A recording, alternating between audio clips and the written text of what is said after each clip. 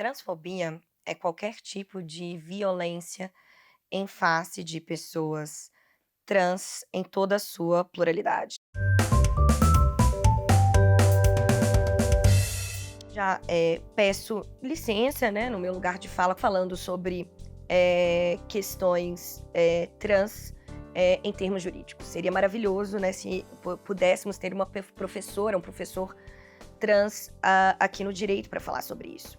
Transfobia é qualquer tipo de violência em face de pessoas trans em toda a sua pluralidade. Então, pessoas travestis, transexuais, transgêneras, pessoas não binárias. É uma violência que decorre da discriminação em relação à identidade de gênero que não se conforma na binariedade que é naturalizada pela sociedade.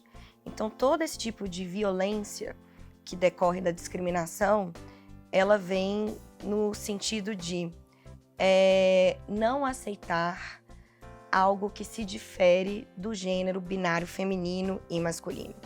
Qualquer pessoa, e aí a gente utiliza o gênero de Butler, né, que não se enquadra nessa dicotomia de gênero feminino e masculino, ela é violentada socialmente porque ela não se enquadra nessa norma cisgênero. As violências que podem decorrer da transfobia, além da óbvia violência psicológica, física, né? Vocês sabem que o Brasil é o país que mata mais pessoas trans de forma violenta no mundo e que há a menor expectativa de vida de pessoas trans no mundo. Além da violência física, a gente tem a violência moral, né? Que é uma violência que você acusa pessoas trans de calúnia. Né, isso é muito comum para exercer direitos básicos, como poder ir ao banheiro no gênero que você se auto-identifica. Há ali uma associação de pessoas trans com crime de estupro. E isso é uma violência moral, porque envolve uma calúnia. Né? Violência patrimonial, que é quando, por meio de transfobia, famílias, pessoas abandonam pessoas trans e não deixam elas ter acesso ao patrimônio. Então a gente tem essa multidimensionalidade de tipos de violência.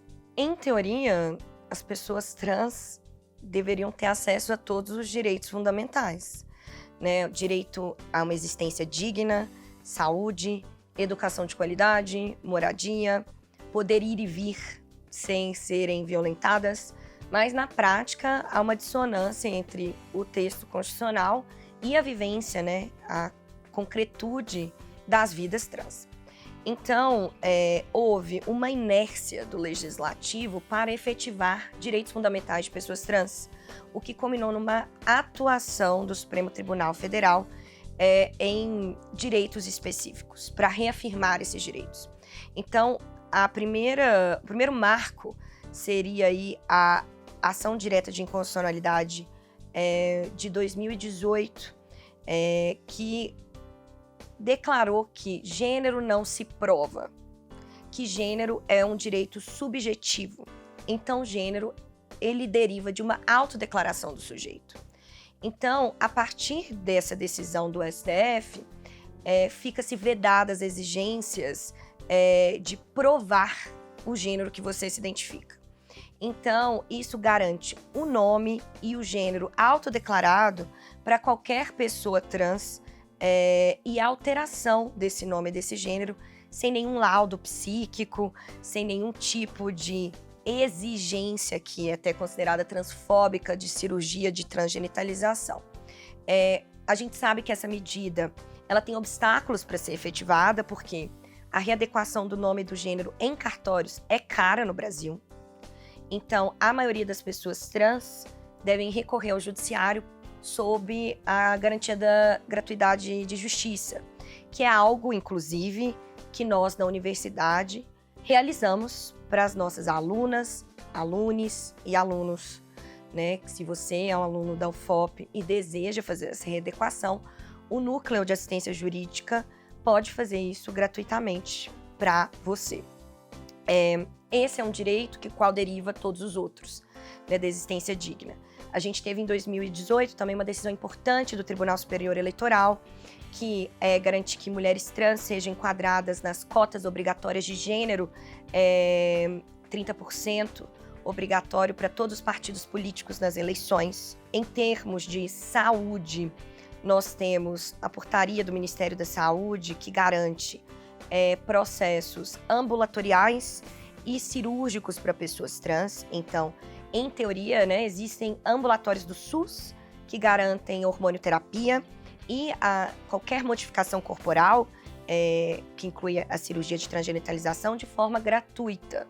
Mas a gente sabe que, na prática, há uma exigência de um tempo muito grande para que essas medidas sejam feitas, inclusive poucos ambulatórios, né, que distribuem esses tratamentos, essas hormonioterapias. Então, há uma dissonância também entre a norma e a realidade. Em termos de violência doméstica familiar, o Superior Tribunal de Justiça também declarou que a Lei Maria da Penha se aplica a mulheres trans. Então, qualquer tipo de violência física, psicológica, patrimonial, moral, decorrente de relações afetivas, familiares e domésticas, é possível que mulheres trans possam requerer medidas protetivas contra esses ofensores. Assim, esse é um panorama dos direitos, saúde, de autodeclaração de gênero, de uma existência digna e também de violência, né? Que, infelizmente, é um eixo que toca muito a vida pessoal das pessoas trans. Houve uma inércia do legislativo, em razão pela qual houve um ajuizamento de um mandado de injunção e uma ação direta de omissão, né, para declarar a omissão do legislativo na proteção da vivência dessas pessoas, né? Inclusive, a tese jurídica utilizada, um dos autores dessa tese jurídica é professor da UFOP, né, o professor Alexandre Bahia. A tese é considerar a transfobia uma espécie jurídica de um racismo social. Então, entender que essas pessoas são discriminadas pelo simples fato de existir e sofrem violência estrutural por isso. Então, como uma espécie de racismo social, a transfobia foi reconhecida como um crime. E este ano, em 2023, com o novo governo federal, a gente teve uma alteração da pena, né? Porque havia uma diferença entre injúria racial e racismo. Né? Injúria racial quando há uma ofensa individual e o racismo no sentido de uma ofensa à coletividade. Houve equiparação de penas desses crimes. Então, antes uma pena que era de 1 a 3 anos, com multa e reclusão, agora, para o crime de transfobia, fica de 3 a 5 anos, equiparando ao crime de racismo e não injúria racial.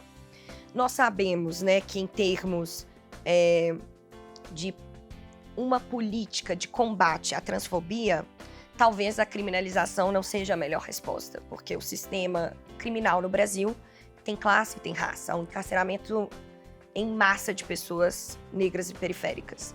Mas também não deixa de ser importante, né, em termos simbólicos, ter o reconhecimento da criminalização da transfobia no sentido de um mecanismo de defesa e mudança de comportamento cultural. Né? Mas, obviamente, talvez essa não seja, a longo prazo, a melhor medida, se nós estamos discutindo discriminação em uma perspectiva interseccional, né, em que há opressões ali de raça, classe, gênero sobrepostas.